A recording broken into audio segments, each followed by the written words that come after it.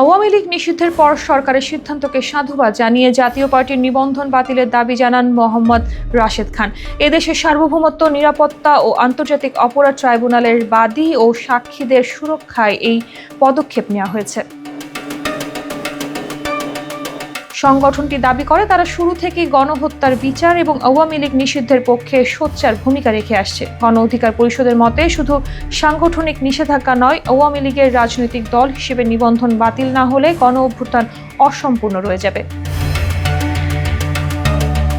সংবাদ সম্মেলনে আরও বলেন, জাতীয় ঐক্যের ভিত্তিতে একটি জাতীয় সরকার গঠনের জন্য এখনই উদ্যোগ নিতে হবে। এছাড়া রাজনৈতিক দলগুলোর মধ্যে গুরুত্ব কমাতে নির্বাচন কমিশনের উচিত নির্বাচনের রোডম্যাপ ঘোষণা করা। দ্রুত বিচার কার্যক্রম নিশ্চিত করতে 5টির বেশি ট্রাইব্যুনাল গঠনেরও দাবি জানায় সংগঠনটি। রোববার 11 মে দুপুরে রাজধানীর পল্টনের গণ অধিকার পরিষদের কেন্দ্রীয় কার্যালয়ে আয়োজিত সংবাদ সম্মেলনে এ দাবি জানান দলের সাধারণ সম্পাদক মোহাম্মদ রাশেদ খান। এতে সভাপতিত্ব করেন সংগঠনের সভাপতি নুরুল হক নূর।